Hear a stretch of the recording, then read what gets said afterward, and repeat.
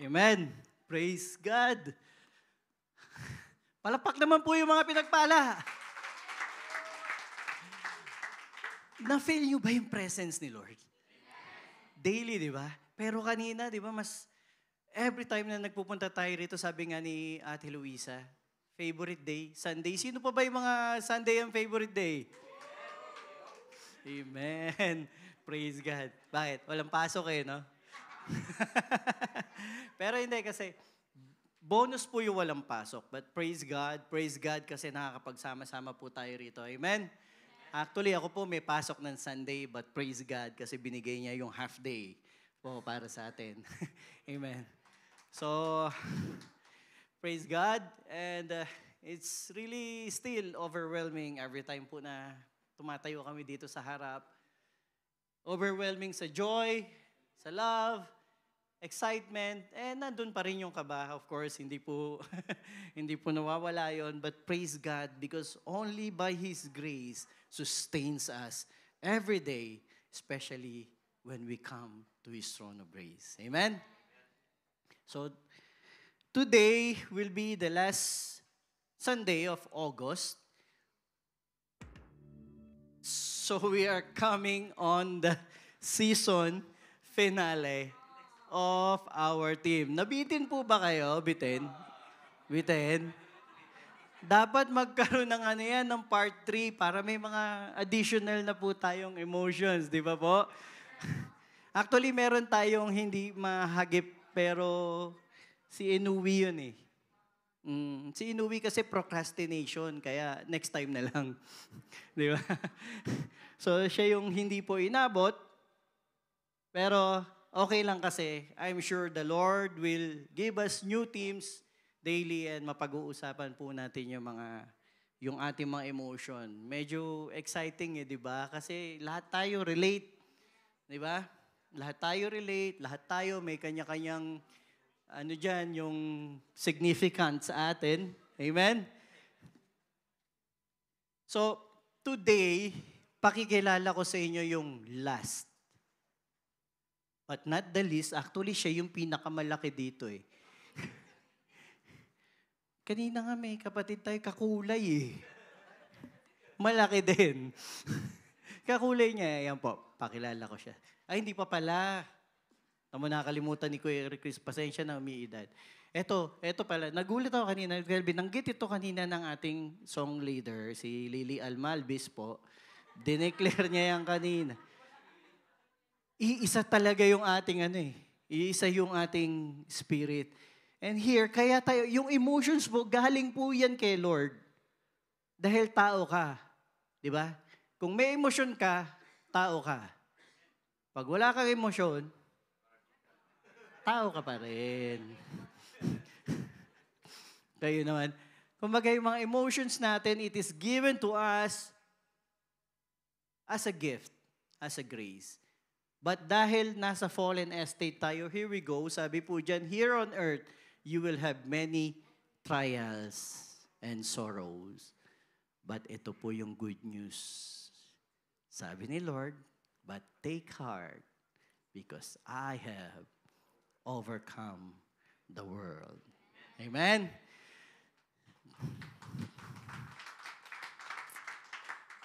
Dahil dyan, yung mga emotions po na pag-usapan natin ng magaganda, di ba? Kasi nga po, ang bawat bagay dito sa mundo, kung titignan lang natin, barely. Pag-aralan po natin to, barely using our senses. Talagang lang siya, barely nga Yun lang yung makikita natin. But since now, we are all blessed. As children of God, lumulusot yung tingin natin sa lahat and we see Jesus Christ through it. Amen?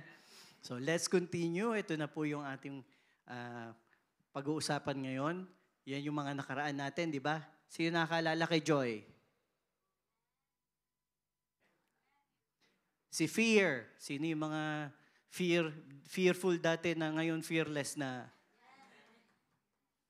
Yung si Disgust. Sino yung mga disgusted dati pero ngayon pleased na? Si Sadness. Oh, ba't kayo nasad? Si Anger, yan. Di ba? Relate na relate. Si Anxiety. Di ba? Ang saya, ate.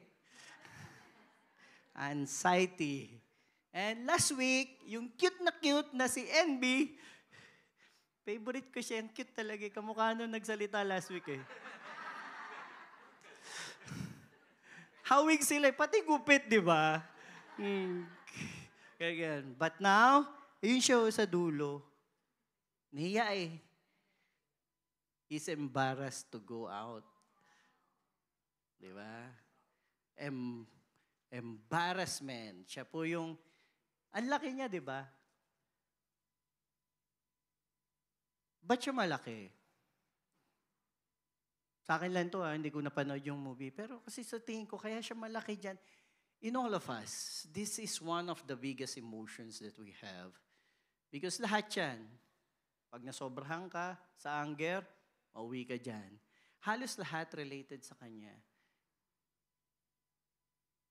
May mahihayin pa ba rito? Oh, matitindi na lahat. Di ba? But, what is very significant with embarrassment is all of us. Kasi ito yung estado natin talaga. This is our estate. Ito yung talagang estado ng tao after the fall. Halos wala tayong mukhang iharap, wala tayong karapatan. Very weak tayo. We should be embarrassed. Dahil yung mga gawa natin lahat, embarrassing. Pero huwag kayong malungkot. Hindi po sadness yung topic. Embarrassment. So we'll talk about embarrassment today using the lens of grace, which is Jesus Christ. Amen? So, una, ano ba yung embarrassment na yan? Yan, isa-isayin natin. Let's see.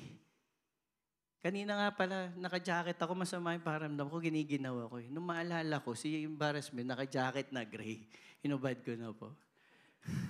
Baka ma-embarrass eh.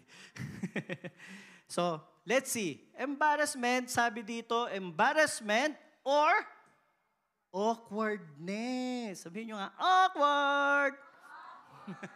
Is an emotional state that is associated with mild to severe levels of discomfort. Tignan mo yung katabi mo kung uncomfortable sa'yo.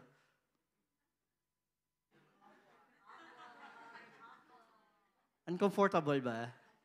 Hindi di ba? Too much comfort. Yan. Discomfort.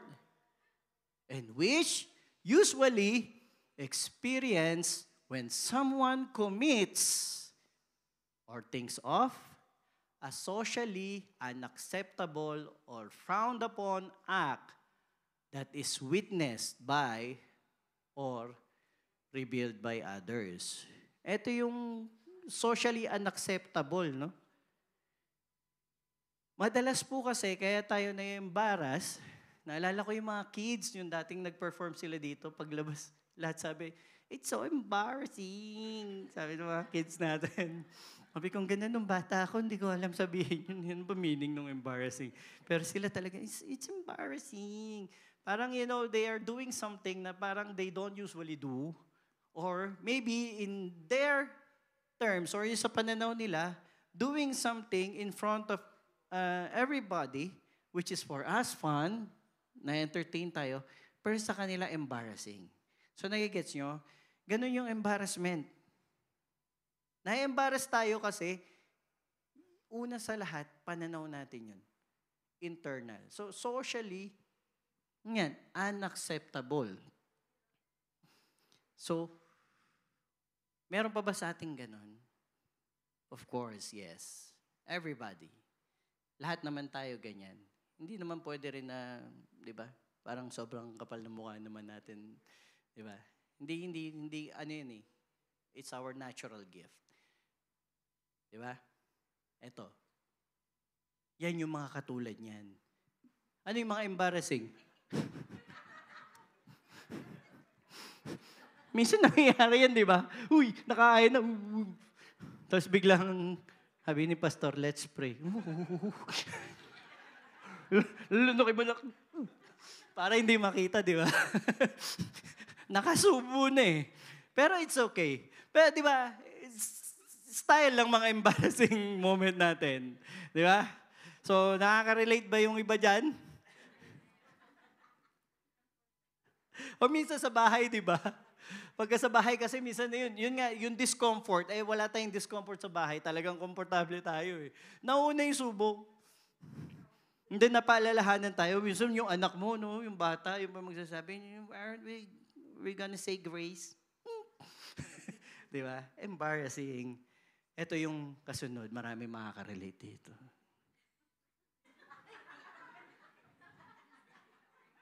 Sino makakilala natin ganyan? Yung moment na sabihan ka ng leader mo, ikaw ang mag-opening prayer. What? Ba't ako? Naging panigi bigla. Ba't ako? Di ba? Ito mas matindi. Si pastor, sinabihan yung leader, ikaw mag-opening prayer. Ganyan pa rin yung sagot. Ba't ako? Nakalimutan niya, siya yung leader. Pero kasi nga, minsan pagka hindi natin, yung natural sa atin, di ba?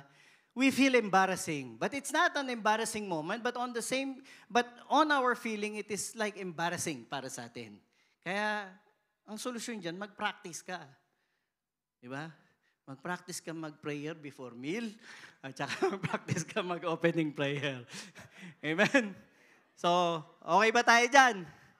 Mamaya mamimili ako na magko-closing prayer, ha?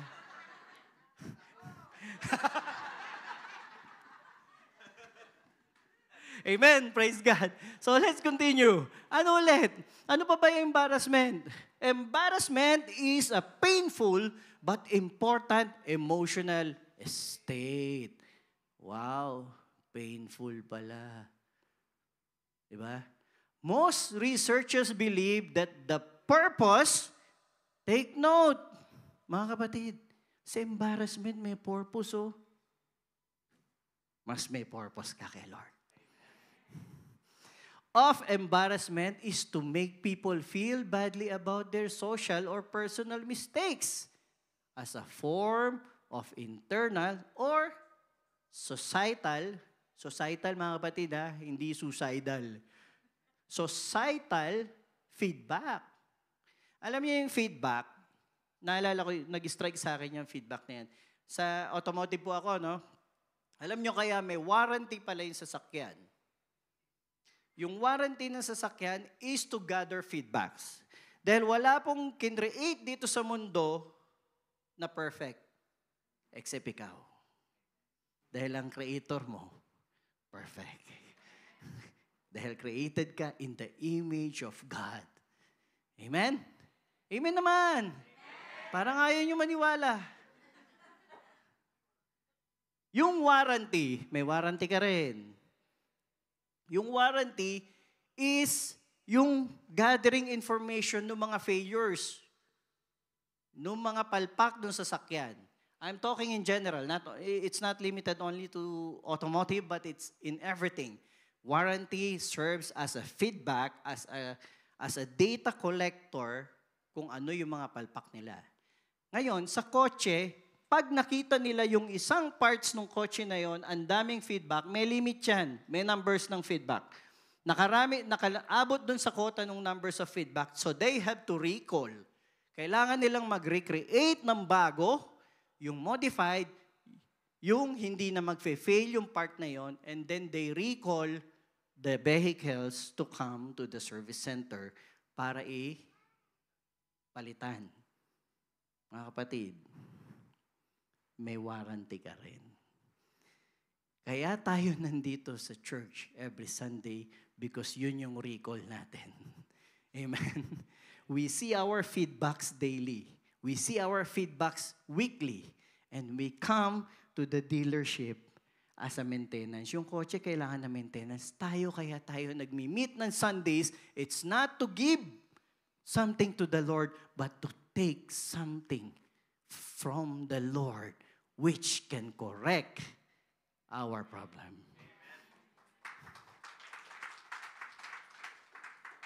Praise God. Feedback so that they learn not to repeat the error. Amen?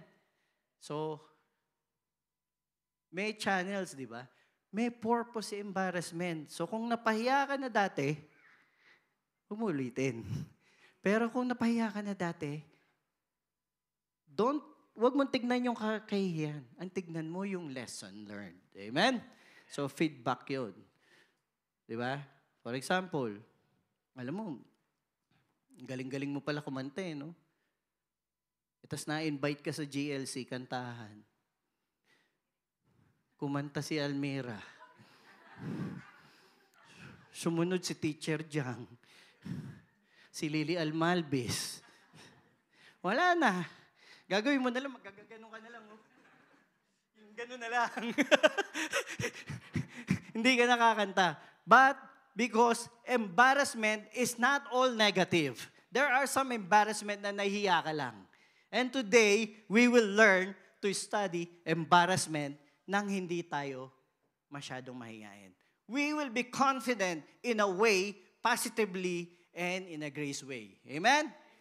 So let us pray. Hallelujah, Father God. Thank you for this day. Thank you for your love, for your blessings, and for the victory that you give us daily. Father, we know that this afternoon you will speak to us. Lord, it is not I, but it's you and your grace alone. Lead us, Lord. Teach us and talk to us. Father, we thank you. And I thank you for all of these brethren na nandito. Thank you for their love. In Jesus' name. Amen. Let's continue. So our title, our emotion for today is embarrassment, and we put a subtitle to it, which is facing embarrassment with confidence. Sabi mo, confidence. Alam niyo yung mga interviews, madaling makuha kapag ka-confident ka. Sa totoo lang, minsan yung confidence mo, yun yung nagbibigay sa iyo ng channel para masabi mo yung tama. Amen? Pero pagka kinabahan ka na, ayun na. Simula na nung rattling. Pero ngayon, we will be confident because alam niyo na kung saan natin kukunin yung confidence kahit hindi ko sabihin. Amen? Alam natin kung kanino nanggagaling yung confidence natin because we are under His full grace. Amen? So let's continue. Ulitin natin. Na-rewind, bumalik sa dati. Meron pa rin tayong embarrassment dito. Let me see. Sabi diyan, according to the Macmillan Dictionary, huwag niyong tanong sa akin kung ano yung Macmillan Dictionary. It's embarrassing kasi hindi ko alam. Hindi, Macmillan Dictionary is just a type of dictionary na kaparehas din. Akala ko, biblical nga kasi parang biblical yung name or something. Di pala. Pero sabi diyan, embarrassment is a feeling of being nervous or ashamed because of what people know or think about you. Na yung sabi ko kanina. Hindi ka na makakanta kasi minauna ng magaling Di ba? Its close synonym is shame. Kaya po nasabi ko kanina, yan ang ating current, yan yung dating estate natin before the grace of God came. We are in shame kung ano yung status natin.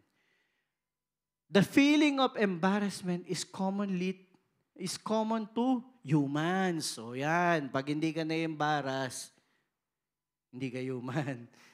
Kasi common daw sa human Hindi. So lahat tayo. Kasi nga, meron tayong intelligence. Yung intelligence nagpa-process so we're getting embarrassed in many times, commonly. and is linked to other emotional issues like worry, fear, and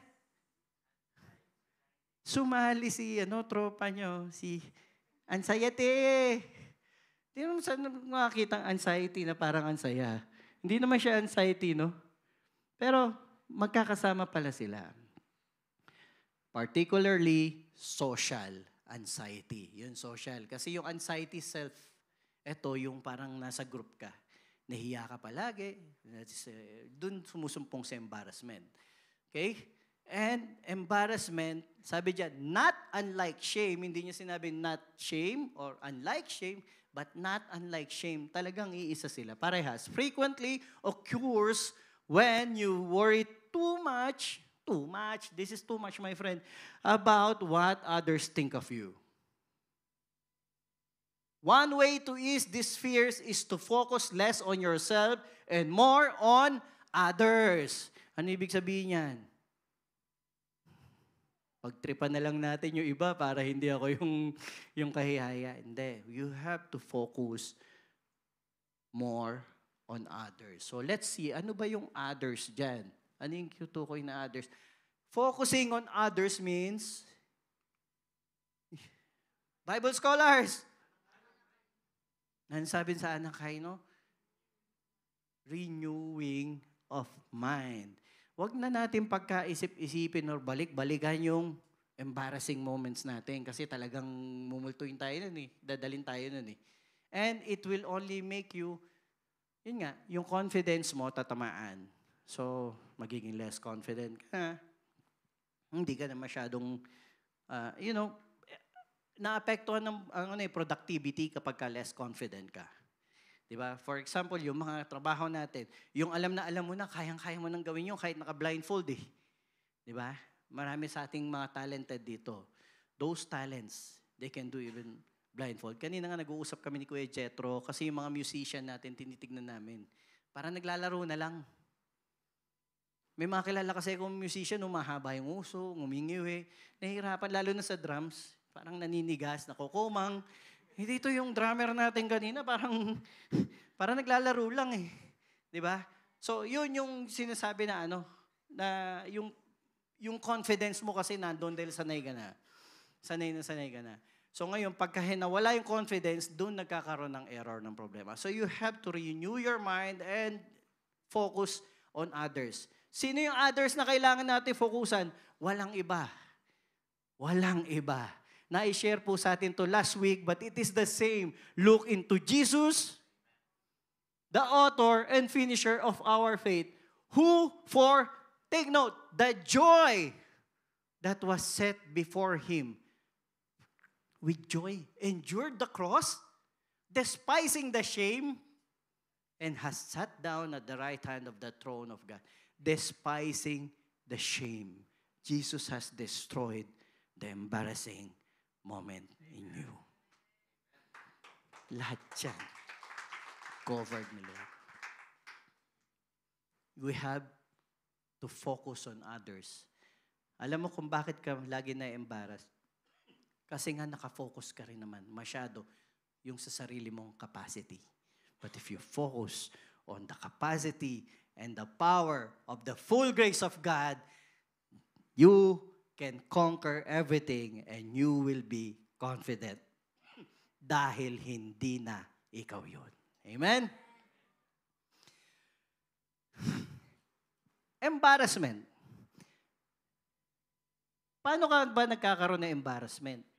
May mga iba-ibang bagay na dahilan na nafe-feel mo yung embarrassment. Diba? Isa na yung nagkahiyaan nga. Naisubo mo na, no? Yung buntot ng lechon, masarap yun. Kalubas pa yung dulo eh. Let us pray. Subo mo lahat para hindi na makita.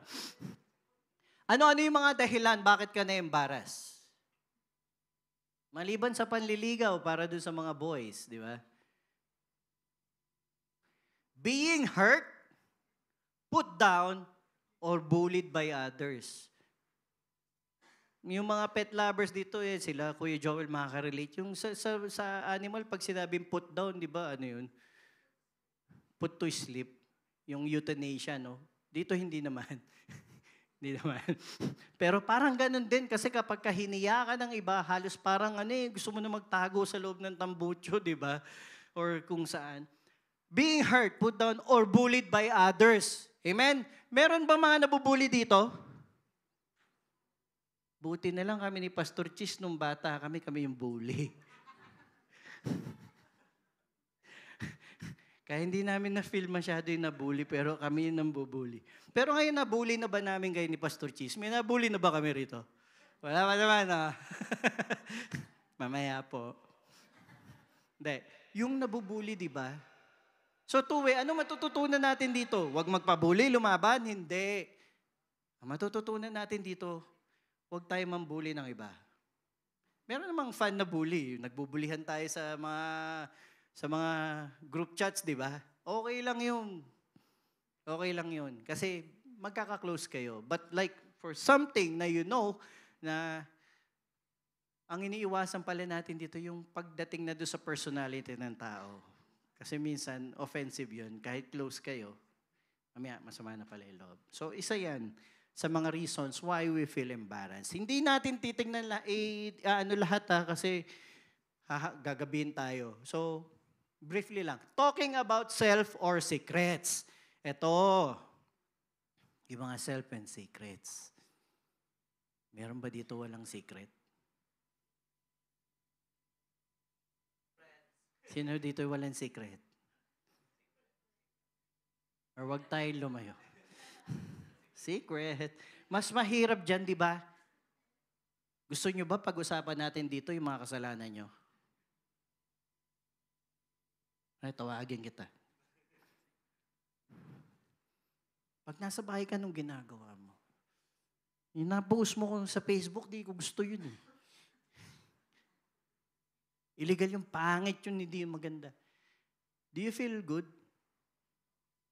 Uncomfortable, di ba? Kasi nga, nakaka-embarrass pag ang pinag-uusapan yung mga kahinaan natin. Or something na yung very, very private sa'yo na pag-usapan, it's embarrassing. So these are the second. 5 things lang naman yung sinabi dyan, pero marami, di ba? But 5 common things na nakaka-feeling tayo na embarrassment. So, kaya po, hindi natin pinag-uusapan dito sa church yung mga buhay-buhay ng bawat isa. Amen? O meron din? Wala na. Okay, wala na. Wala na pala. Praise God. Next, something you've done or said that you regret. Embarrassing, di ba? Minsan nagalit ka lang, ang dami mo na sinabi, blah, blah, blah, ito kasi siya, ito. Mamaya, kuya, hindi siya yun. Hindi ba siya? Nakita mo yung pinagsalita mo, yung sinisisisi mo. Frozen na ron. Hindi pala siya. Diba? Sometimes, meron tayong mga nagagawa sa buhay, marami naman, past is past, di ba? Pero sa past natin, marami talagang error. Lalo na kung bata-bata ka pa, medyo kung napaka-impulsive mo pa, kung ano-ano lang yung naiisip mo, sige lang. Kumbaga, ano yung tatawag nila noon? Parang sige lang na sige, happy-go-lucky. Ayun. Meron kang mga magiging errors doon na embarrassing. Now, I would like to focus only on this last. Hindi pa pala. Hindi pa, 5 nga 4 yan, kuya. It's embarrassing naman. 4 yan, 4. Matters at home. Of course, ayaw din natin. Same yan, related dyan sa number 2. Ayaw naman natin pag-discussin dito yung matters at home, di ba? Doon lang yung sa kalsada pinag-uusapan, di sa church. Sa mga tumpukan, sa mga gilid-gilid. Matters at home. Minsan may mga matters at home na syempre private tayo na gusto natin within the family lang. Then, sharing how you are feeling or asking help. Yan. Madalas dito, nakakahiya din naman. Pero praise God kung nahihiya tayo. Yung iba naman kasi hindi mo naman kaibigan or hindi naman kayo close. Biglang, Brad, kamusta? Yung kamusta na nakakatakot.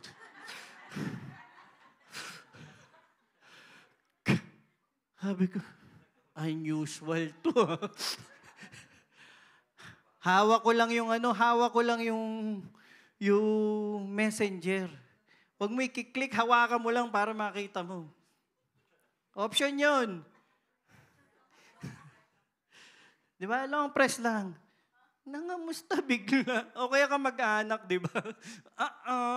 Pero, di ba minsan, ganyan naman tayo. Ang problema dito sa sharing how you feel or asking help, yung masyado na tayong parang proud. It is a pride. Kailangan mo na pala ng tulong. Di ba? For example, si Kuya Chris. Sige na nga, si Pastor Chris na nga. Hanggang ngayon, I'm still embarrassed kasi being called that name. Parang yun yung weak point ko naman. Hanggang ngayon, I don't see myself on that. But praise God, only by His grace. So sige, kunyari si Pastor Chris, nandito ko sa harap niyo, tuturuan ko kayo. It doesn't make me invincible na hindi ako tatamaan. I have to admit then sometimes that I need your prayers. I need your guidance. I need kong matuto sa inyo. Hindi ako yung nagtuturo lang. Kailangan ko yung turo nyo. But some people, dahil kunyari pastor ka, ayaw mo nang magsabi. But of course, our pastors is being strong enough, being strengthened by the grace of God, para po matulungan tayo. But for example, I'm a manager. It doesn't make me weak to come to my subordinate and ask him for his opinion. Yun yung minsan mga embarrassing moment natin na hindi natin sinasadya, pero ganun. Nahihiya kang lumapit, nahihiya kang aminin mo na kailangan mo ng tulong. Amen? So those are the 5 things that you will feel embarrassed. But, praise God, kasi yung si embarrassment na yan, gagamitin natin lahat yan positively. Amen? Sabi nga, as iron sharpens iron, so man sharpens the countenance of his friend. Mga kapatid, huwag kayong mahiya na lumapit sa kapatid ninyo. Kaya tayo family dito, huwag kayong mahiya na yung confession natin, hindi yung di ba? Baka bigla ka lumuhod sa harap ng kapatid mo, sabihin mo lahat ng kasalanan. Hindi, you confess that you are weak. You confess that you need. Huwag kayong mahiya. Because the Bible teaches us, and as iron sharpens iron, so man sharpens the countenance of his friend. Mga kapatid, don't be embarrassed. Pwede nyo sabihin sa mga leaders ninyo, or kung hindi kayo komportable sa leaders nyo, kahit po yung close friends mo lang. It's okay not to be okay. Di ba? Naituro na sa atin to. It's okay not to be okay. But it will help you definitely counter embarrassment in your life. Amen? Types of embarrassment. Yan, accidents. Di ba? Minsan, yung aksidente, lalo na nung mga bata-bata, yung mga, ako lang pala. Yung, di ba, nung bata-bata tayo, yung mga naliligaw tayo, may mga times na pasikat tayo, di ba? Pasikat. Minsan, biglang sumemplang. Imbis na sumikat nga. Buti na lang, nung panahon ko, wala pang cellphone. Wala pang FB. Wala akong viral, di ba? Ngayon, napakahirap na magkamali.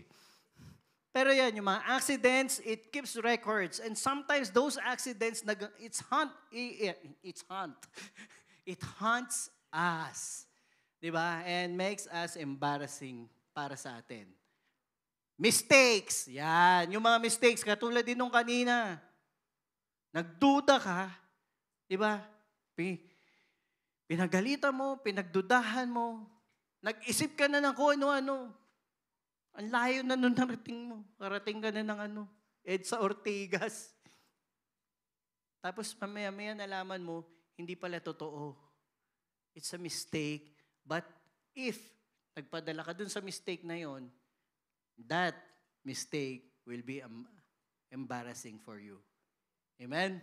So yan yung mga types of embarrassment. Accidents, mistake, dyan lumalabas yung embarrassment.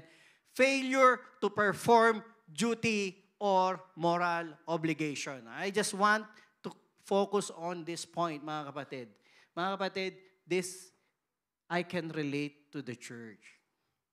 Mga kapatid, marami po na laging common sa mga Kristiyano dahil nag-church, pag nadapa, ayaw bumalik sa church. Pagka nag-church, pero may nagawang mali or may nagawang kasalanan, ayaw nang magpakita sa church.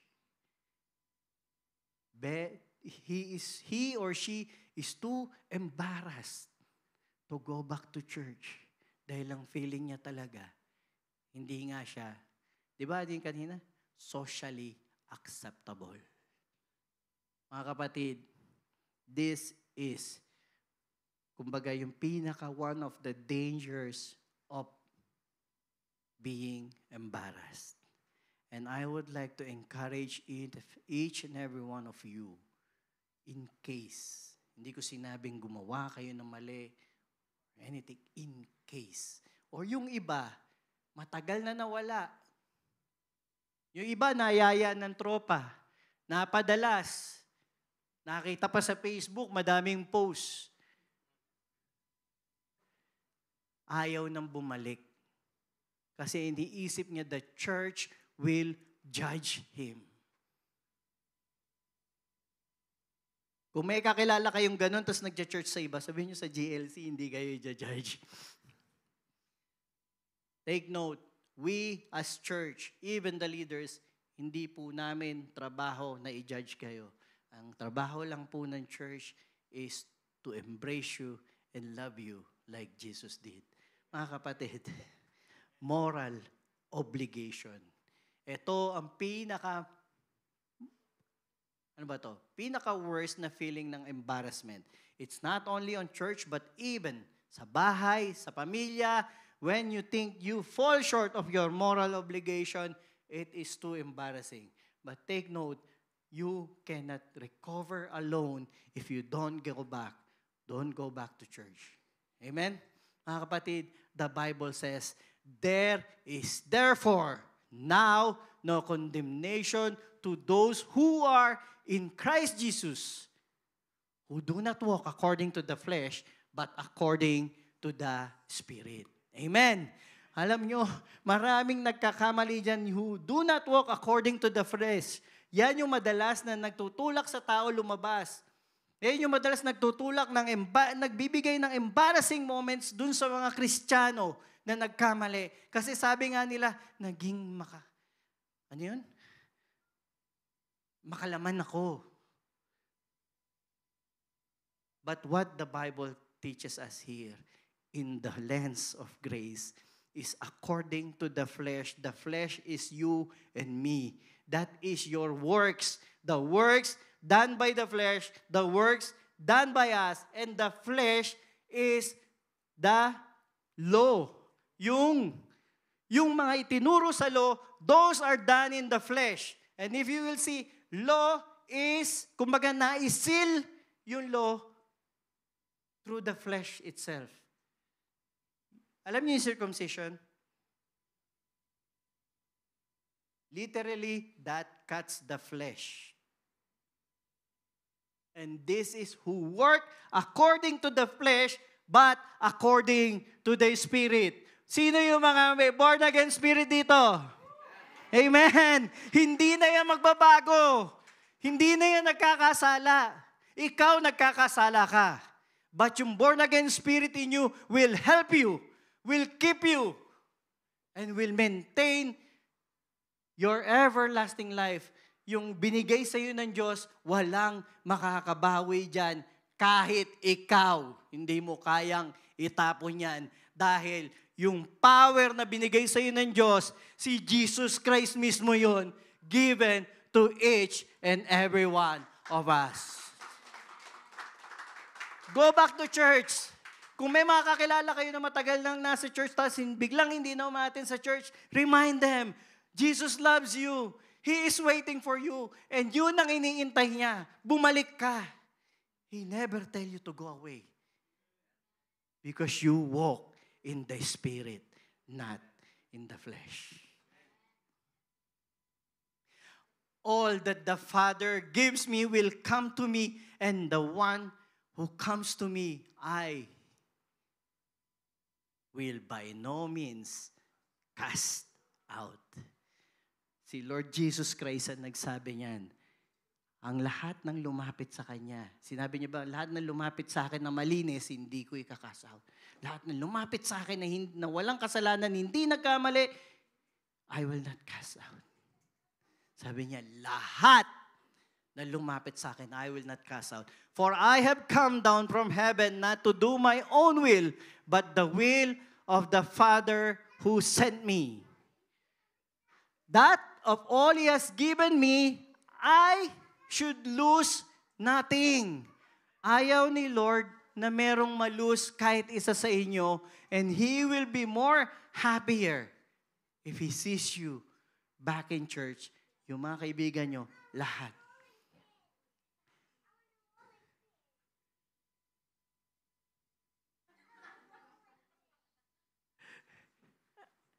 What happened, kids?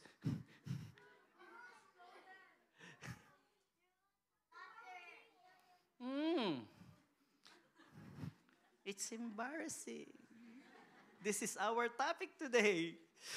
I heard it from you guys. So now, mas malakas ang loob ko ngayon. Nandito yung tropa ko. Amen? That of all He has given me, I should lose nothing, but should raise it up at the last day. Mga kapatid, you are very valuable to Christ Jesus, to God the Father. He will never allow you to be lost again. 2 beses ka naging akin. He will never make it 3. Because yung pangalawa, He secures with the blood of our Lord Jesus Christ.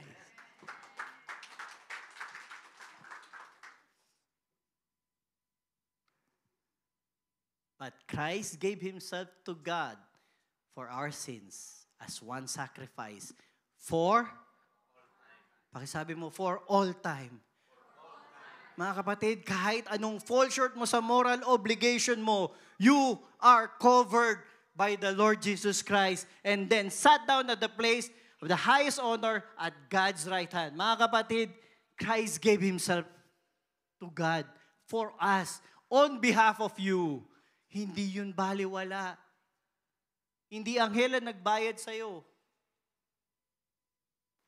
Hindi presidente, hindi hari na lupa, kundi hari ng mga hari, Panginoon ng mga Panginoon, the Creator of heaven and earth, paid you. Walang makakapag doon, void. Nothing can void that. Because yung power na nagbayad para sa atin is more than the value of the universe. For anyone who enters God's rest, also rest their works, just as God did for him. Mga kapatid, rest ka lang. Sabi nga, sit back, relax, di ba? And enjoy the unforced rhythms of grace. Mga kapatid, hindi lang natin dito sa pakikinig ng preaching yung enjoy the unforced rhythm of praise. You enjoy the grace of God daily.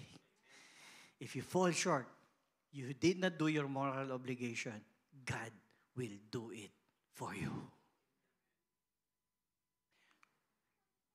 So let us come boldly to the throne of our gracious God.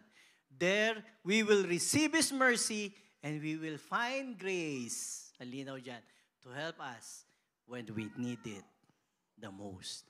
Mga kapatid, habang Thank you po. Thank you.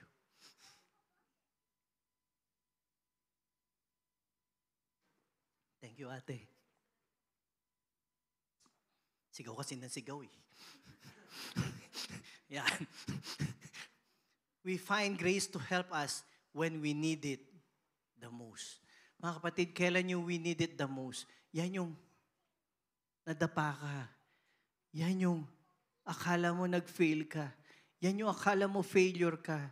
Sa ganyang estado ka dinampot ng ating Panginoon, hindi siya magsasawa na gawin niya yun dahil anak ka niya.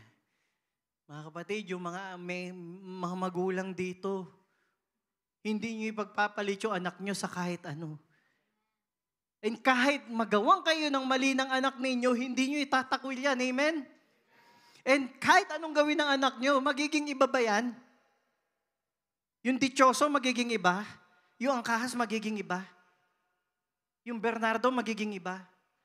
Balik-baliktaran natin yung mundo. Anak mo pa rin yan. Paano pa yung ating Diyos na nasa langit?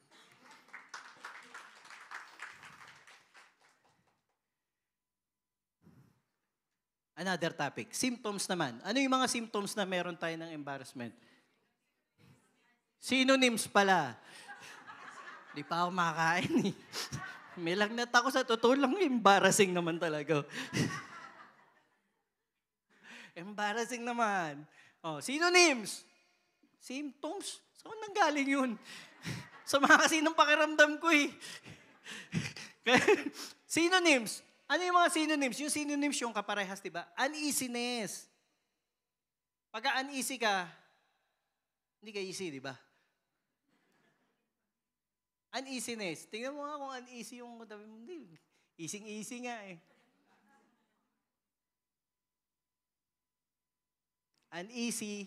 Di ba nakakapiling ka ng uneasy minsan kapag meron kang nagawang mali? Eh, mga asawa nyo, tignan nyo yung pag-uneasy, mo eh. Pagod lang yan. Pagod lang, stress lang yan. Uneasiness. So, yan yung isa sa mga kaparehas niya. Uneasiness, discomfort, yan, pinag-usapan na natin kanina. Di ba? Pagka meron kang discomfort, punta kang comfort room. Dito, ano yung washroom, tawag, di ba? Minsan yung may darating yung magtatanong sa, where's the bathroom? To the bat cave, sabi ko. Discomfort. Shame. Ito yun, di ba? Lagi natin, yan yung estado natin talaga. We are shameful. But Jesus Christ, praise God, Jesus Christ has taken our shame away. Amen? And we'll just focus on this grace. Or the state of having lost the esteem of others. Mga kapatid, did you do something na sobra na parang pakiramdam mo wala nang tiwala sa iyo iba? Praise God, wala. Pero that is disgrace. Yung mga time na imbis na ano ba itong nabigay mo sa disgrace? Kahihiyan. Di ba? Minsan, sabi, disgrace ka sa family natin. Wow, para namang kilala tayo rito tayo. Di ba? Pero di ba, kahihiyan. This is disgrace. Something na, yun nga, you lost the esteem of others. Mga kapatid, we feel embarrassed sometimes kung alam natin, lalo na sa mga tatay, yung mga tatay madalas makaramdam nito, yung para bang hindi nila nagawa ng justice yung family nila. And they feel so embarrassed na parang yung family niya, di ba, damay lahat. But nangyayari din yun sa mga anak. And of course, yung mga ilaw ng tahanan natin, di ba? This grace is something that we also have initially. Because we are a disgrace in the creation of God. Di ba? Lahat ng creation ni Lord, okay. Lahat sumusunod sa nature. Lahat sumusunod sa kailangan. Yung dagat may high tide, may low tide. Yung dagat may hangganan. Tayo, walang hangganan. Diba?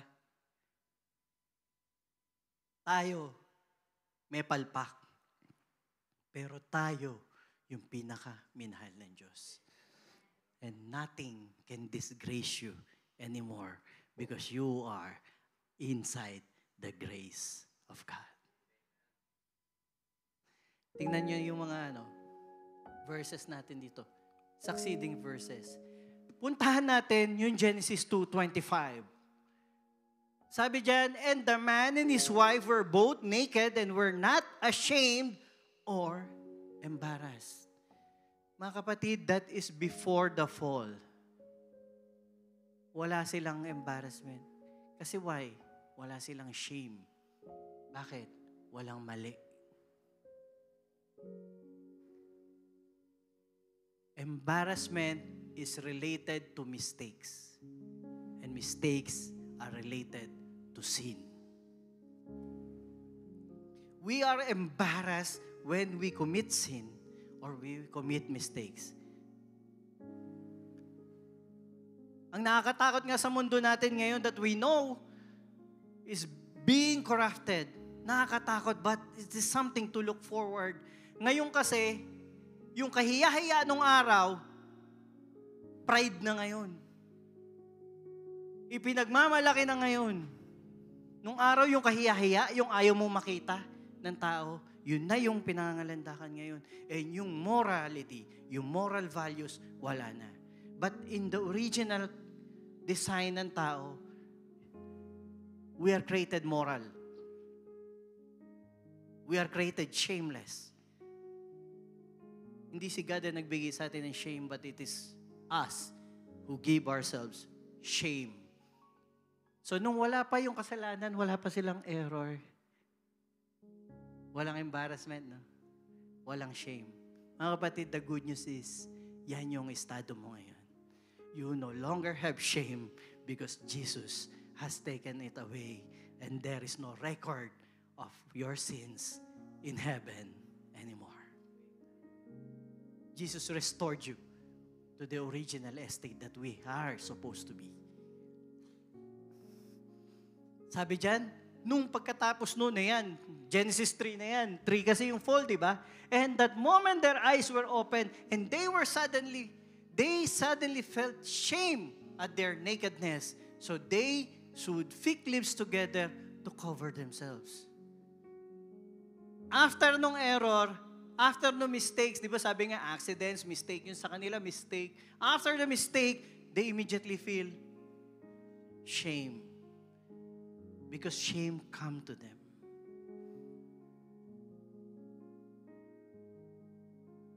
And pagka na-shame tayo mga kapatid, ito yung error. Pagka nagkakaroon tayo ng embarrassment, we don't take it to ourselves.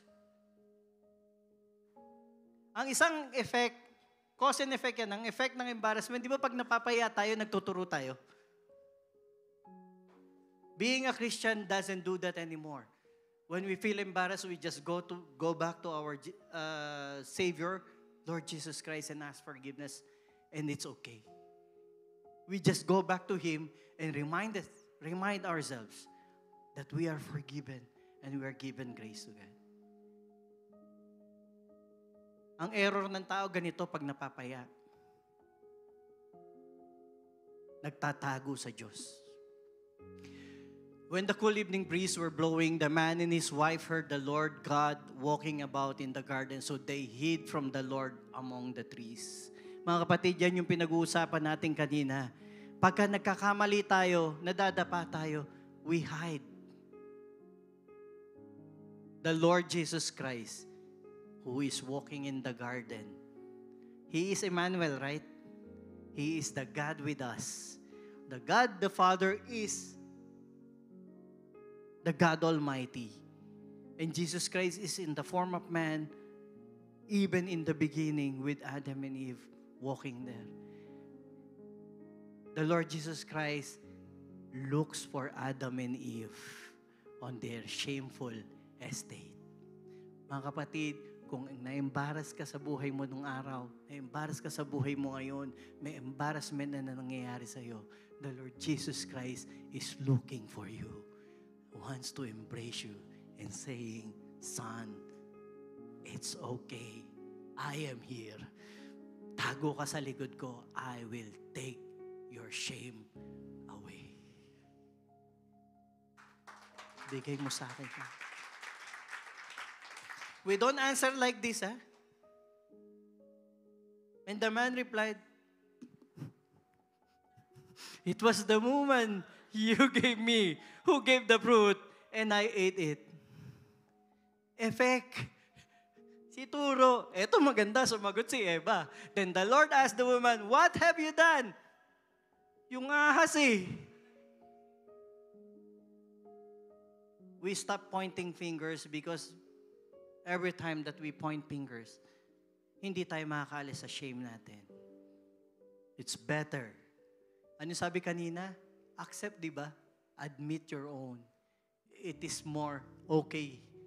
Nakakatanggal siya ng shame kesa we don't admit at all. But look at this next verse. Tinahi nila, yun yung gawa ng tao. Yung gawa ng tao, palpak talaga. Ang ginawa nila, tumahi sila ng dahon, cover sa katawan nila. Try nyo, pag uwi nyo sa bahay, magdumpot kayo ng dahon yun na ipantakip nyo sa katawan nyo. Makate. Malunggay? Pwede naman ipil-ipil. Malunggay. Ang dami mong tatahiin. Tumitiklop pa. Pero think of it. Yung dahon, makati yun. And butas-butas. But look what the Lord has done. Sa kabila ng fallen estate natin, yung kahihiyan nila, yung nakedness nila, the Lord our Father gave Adam and Eve animal skins for clothing. God is in the business of covering your shame. Every time na may expose yan, every time na, alam niya, anak, alam ko may hiya ka. Alam ko kahihiya mo yan. Anak, andito ako. I will give this skin to you. Ano yan? Animal skin na yan. Tupa.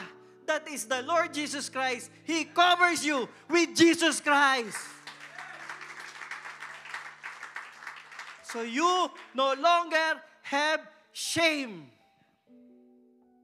May embarrassing pa ba? We are confident in Christ.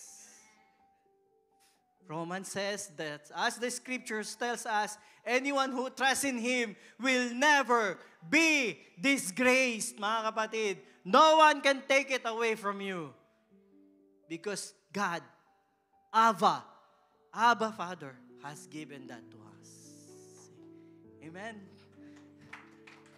So every time embarrassment hits you, caused by others, nabuli ka man, o nambuli ka, by accident,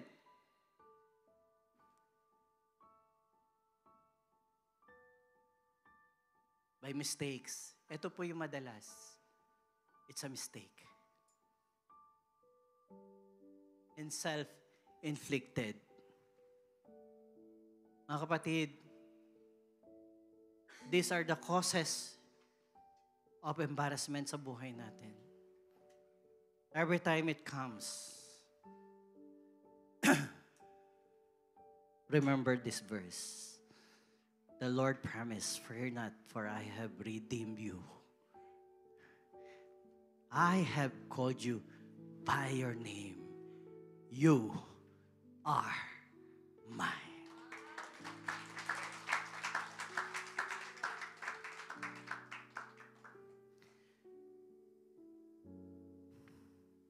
I just want you to take these big ideas before we end. And I would like to end this differently as we end our team. But please remember this verse. His grace is greater than my failures. His grace is greater than my disgrace. And His grace redeemed me from my shame. And as we end this afternoon, I would like to call our worship team. And I would like each and every one of you to stand and use this song as a declaration, as a prayer. Mga kapatid, even the song, and even our song leader earlier, he said, do you believe that there is power in the name of Jesus Christ? All of these emotions will be aligned on on its purpose in the name of Jesus.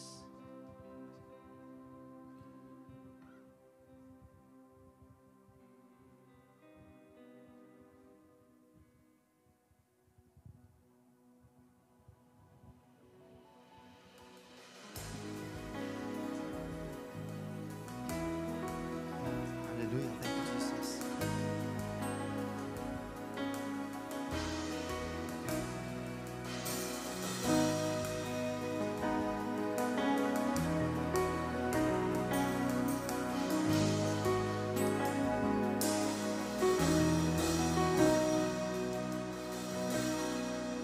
Because under secrets I can't contain, they unfold when I speak your name.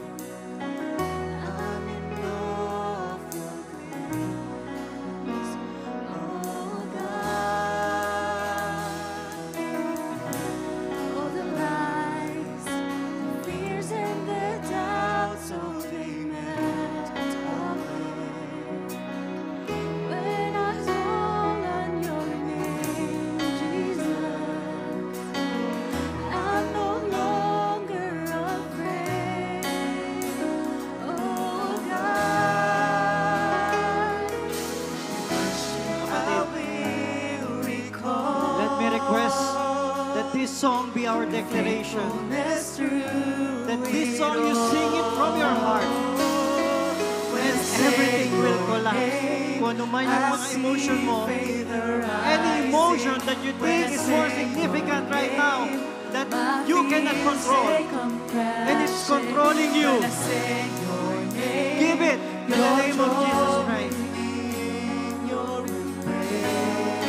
Only one thing